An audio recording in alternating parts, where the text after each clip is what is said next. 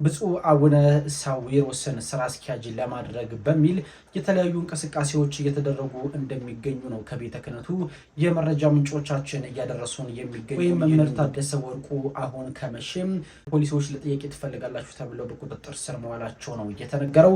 ከዚህ ጉዳይ ጋር በተገናኘ የአዲስ አበባ ሀገረ ስብከትን ለአራት ለመክፈል ስለመታቀዱና ተችሏል። በዚህ ጉዳይ ላይ በርካታ በቲክቶክ ፕላትፎርም ላይ የሚንቀሳቀሱ ወንድሞችም እንዲሁ እየተፈለጉ እንደሚገኙና ሰላም ጤና ይስጥልኝ። የተግባር ሚዲያ አድማጭና ቤተሰቦቻችን በሙሉ በያላችሁበት የፈጣሪ ሰላም ይድረሳችሁ። የተግባር ሚዲያ ዕለታዊና አሁናዊ መረጃዎችን ወደ እናንተ በፍጥነት ማድረስ ጀምረናል። ሁላችሁም ይህንን ቪዲዮ የምትመለከቱ የተዋሕዶ ልጆች በሙሉ ለመላው ዓለም ይዳረስ ዘንድ ሊንኩን ኮፒ እያደረጋችሁ በተለያዩ ድረገጾችና ገጾቻችሁ ሼር እንድታደርጉን ጠይቃችኋለን። እስከ መጨረሻው ድረስ ይህንን ወቅታዊና እጅግ አንገብጋቢ የሆነ ወቅታዊ ጉዳይ እንድትመለከቱ መረጃውንም እንድታደምጡ በታላቅ ትህትና የምንጠይቃችሁ ይሆናል። ለተግባር ሚዲያ አዲስ ከሆናችሁ ሰብስክራይብ እያደረጋችሁ የደወል ምልክቷን በመጫን የሚዲያችን ተከታታይና አድማጭ መሆን ትችላላችሁ። በየዕለቱ በየሰዓታቱ የምንለቃቸው መረጃዎችም በፍጥነት ወደ እናንተ የሚደርሳችሁ ይሆናል። የኢትዮጵያ ኦርቶዶክስ ተዋሕዶ ቤተክርስቲያን የበላይ መሪ ቅዱስ ሲኖዶስ ዛሬ ምልዓተ ጉባኤውን እያደረገ ይገኛል። የግንቦቱ የርክበ ካህናት ምልዓተ ጉባኤ እጅግ በጣም አስቸጋሪ በሆነ ሁኔታ እንደቀጠለ ስለመሆኑ ነው ለማወቅ የተቻለው። በአሁኑ የርክበ ካህናት ጉባኤ ላይ ቤተክርስቲያናችን እጅግ ከባድ ፈተና ተጋርጦባታል ተብሏል። ብፁዕ አቡነ ሳዊሮስን ስራ አስኪያጅ ለማድረግ በሚል የተለያዩ እንቅስቃሴዎች እየተደረጉ እንደሚገኙ ነው ከቤተ ክህነቱ የመረጃ ምንጮቻችን እያደረሱን የሚገኙን። ይህንን ጉዳይ በተመለከተ የቤተ ክርስቲያኒቱ አይናማ መምህራንም በፖሊስ ቁጥጥር ስር እየዋሉ እንደሚገኙም ለማወቅ ተችሏል። በቤተ ክርስቲያናችን አይናማ ከሚባሉ መምህራን መካከል አንዱ የሆኑት መምህር ታዴ ወርቁ ወይም መምህር ታደሰ ወርቁ አሁን ከመቼም ፖሊሶች ለጥያቄ ትፈልጋላችሁ ተብለው በቁጥጥር ስር መዋላቸው ነው እየተነገረው። ከዚህ ጉዳይ ጋር በተገናኘ የአዲስ አበባ ሀገረ ስብከትን ለአራት ለመክፈል ስለመታቀዱና በዚህ ጉዳይ ላይም እቅድ ስለመቅረቡ እየተነገረ ነው። የቅዱስ ሲኖዶስ ምልዓተ ጉባኤ አሁናዊ መረጃዎችን ከአራቱም አቅጣጫ አጠናክሬ ወደ እናንተ መጥቻለሁ። ሚዲያችን እንደተለመደው ሰብስክራይብ ማድረግ እንዳትረሱ። ዛሬ ግንቦት 10 ቀን 2017 ዓ.ም በዕለተ እሑድ የምሽት መረጃዎችን ወደ እናንተ ይዤ መጥቻለሁ። አብራችሁን ቆዩ። ይህንን የምትመለከቱ ቤተክርስቲያናችን ልጆች ይህ ቪዲዮ ከመቼውም ጊዜ በበለጠ ለበርካታ ኦርቶዶክሳውያን መድረስ እንዲችል የቻላችሁትን ያክል ሼር እንድታደርጉት ላይክ እንድታደርጉትና ለጓደኞቻችሁ ሊንኩን ኮፒ እያደረጋችሁ እንድትልቁ ጠይቃችኋለሁ። ምክንያቱም ይሄ የቤተክርስቲያናችን ቀይ መስመር ነው፣ የቤተክርስቲያናችን የህልውና ጉዳይ ነው እና ይህ ጉዳይ አሁንም ለበርካቶች መዳረስ ስላለበት ሁላችሁም በንቃት እንድትከታተሉ ነው የምጠይቃችሁ። የቅዱስ ሲኖዶስ ምልዓተ ጉባኤ እንግዲህ ከተጀመሩ ቀናት ተቆጥረዋል። ብፁዕ ቅዱስ አቡነ ማትያስ መግለጫ ከሰጡበት ዕለት ጀምሮ የቅዱስ ሲኖዶስ ምልዓተ ጉባኤ በጸሎት ተከፍቶ 5 ኪሎ በሚገኘው ቅድስተ ማርያም ቤተክርስቲያን ውስጥ ባለው መንበረ ፓትርያርክ ውስጥ እየተደረገ ይገኛል። የቅዱስ ሲኖዶስ ምልዓተ ጉባኤን ከውጭ ሀገር ጭምር ታግደው የነበሩ ብፁዓን አበው ሊቃነ ጳጳሳት እንዲገቡ በመፈቀዱ ምክንያት እነሱን በተሳተፉበት እየተደረገ ነው። የቅዱስ ሲኖዶስ ዋና ጸሐፊ ብፁዕ አቡነ ጴጥሮስን ጨምሮ ብፁዕ አቡነ ቴዎፍሎስና ብፁዕ አቡነ ያዕቆብን በዚህ ምልዓተ ጉባኤ ላይ እንዲሳተፉ በመንግስት በኩል ፍቃድ ተሰጧቸው ወደ ሀገር ውስጥ መግባታቸው መዘገባችንም አይዘነጋም። ታዲያ አሁን የብፁዕ አቡነ አብርሃም የጠቅላይ ቤተ ክህነት ስራ አስኪያጅነትና የብፁዕ አቡነ ጴጥሮስ የቅዱስ ሲኖዶስ ዋና ጸሐፊነት የስልጣን ዘመን ማብቃቱን ተከትሎ በሁለቱ ብፁዓን አበው ሊቃነ ጳጳሳት ምትክ ማን ሊተካ ይችላል? ይህ የበርካታዎች ጥያቄ ነው። የቅዱስ ሲኖዶስ ምልዓተ ጉባኤ መነጋገሪያ አንዱ አጀንዳ እንደሆነ ይገመታል ወይም ይነገራል። ታዲያ ብፁዕ አቡነ ሳዊሮስን በብፁዕ አቡነ አብርሃም ቦታ እንዲተኩ ለማድረግ ከፍተኛ ስራዎች እየተሰሩ እንደሚገኙ ነው የመረጃ ምንጮቻችን የገለጹት።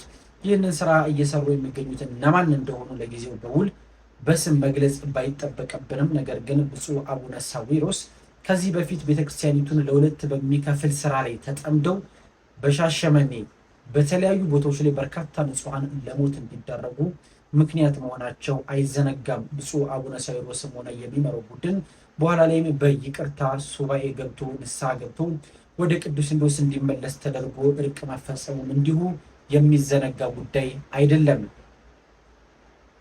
ታዲያ አሁን ላይ ቅዱስ ሲኖዶስ ይህንን ችግር ፈትቻለሁ ካለ ከ2 ዓመት በኋላ ብፁዕ አቡነ ሳዊሮስ ተመልሰው ስራ አስኪያጅ እንዲሆኑና ቤተክርስቲያኒቱን በተዘዋዋሪ መያዝ እንዲቻል ከፍተኛ ስራዎች እየተሰሩ እንደሚገኙ ነው ለማወቅ የተቻለው።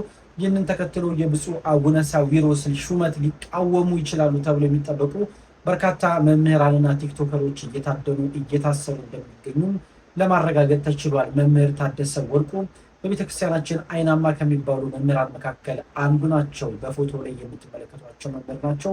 ታዲያ መምህር ታደሰ ወርቁ አሁን ከሰዓታት በፊት ለጥያቄ ትፈለጋላችሁ ተብለው በጸጥታ ኃይሎች ተይዘው መወሰዳቸውን ለማወቅ ተችሏል። ከዚህ በተጨማሪ በርካታ በቲክቶክ ፕላትፎርም ላይ የሚንቀሳቀሱ ወንድሞችም እንዲሁ እየተፈለጉ እንደሚገኙና ሰላማዊ ባልሆነ ቦታ ውስጥ እንደሚገኙ ጭምር አስረግጠው ተናግረዋል። እስኪ አንደኛው ቲክቶከር ያስተላለፈውን መልእክት ተመልክተነው እንመለስ። ገና ለገና እውነትን ይገልጣሉ፣ ሐሰትን ያጋልጣሉ ብላችሁ ፈርታችሁና ሰግታችሁ ባታሳዱን ጥሩ ነበር። ሁላችሁም ኦርቶዶክሳውያን አንዳንድ ነገሮች ይሰለቻሉ፣ ይታክታሉ፣ እንዲሁም ደግሞ ይደክማሉ። እባካችሁ ጆሮአችን፣ ልቦናችን በጠቅላላ ወደ ቅዱስ ሲኖዶስ ምልአተ ጉባኤ ይህን ያልከሰማነው ይበቃል። የቤተ ክርስቲያኒቱ መምህራን በማሰር የቤተ ክርስቲያኑ ልጆችን በማሳደድ የሚቀየር ምንም ነገር የለም። ስለዚህ ሁላችሁም ይህንን የምትመለከቱ የተዋሕዶ ልጆች የቅዱስ ሲኖዶስ ምልአተ ጉባኤን ከመቼውም ጊዜ በበለጠ በንቃቱ ናችሁ እንድትከታተሉ ጥሪ እናስተላልፋለን። አይኖቻችሁ ሁሉ ወደ 5 ኪሎ ጠቅላይ ቤተ ክህነት አዳራሽ እንዲሆን የቅዱስ ሲኖዶስ የግንቦቱ የርክበ ካህናት ምልአተ ጉባኤ ውሳኔዎች በሙሉ የእያንዳንዳችንን ሕልውና እንደሚመለከቱ የቅድስት ቤተክርስቲያንን ሕልውና እንደሚመለከቱ ልታሰምሩበት ያስፈልጋል። በቅዱስ ሲኖዶስ ምልአተ ጉባኤ ውሳኔ አማካኝነት የቤተ ክህነቱ ዋና ስራ አስኪያጅም ሆነ የቤተ ክህነቱ ዋና ጸሐፊ ዳግም የሚሾሙ ከሆነ ቤተክርስቲያኒቱን በመክፈል ታሪክ ውስጥ ስማቸው በጉልህ ካልተነሱ አባቶች መካከል ሊሆን እንደሚገባ በምግባራቸው፣ በሃይማኖታዊ ትውፊታቸው፣ በዶግማና በቀኖና ጠብቆታቸው የተመሰከረላቸው አባቶች ሊሾሙ እንጂ ከዚህ በፊት የንጹሐን ደም እንዲፈስ ምክንያት የሆኑ ለመከፋፈልና ለግርግር ምክንያት የሆኑ ሰዎች እንዲሾሙ በጭራሽ መደረግ የለበትም። ሁላችንም ኦርቶዶክሳውያን በንቃት ጉዳዩን እንድንከታተለው በቅድስት ቤተክርስቲያን ስም ጥሬን አስተላልፋለሁ። ሌላው ቅዱስ ሲኖዶስ ከሚመለከታቸው ጉዳዮች መካከል የአዲስ አበባ ሀገረ ስብከትን ለአራት ለመክፈል ስለመታቀዱ እየተነገረ ነው።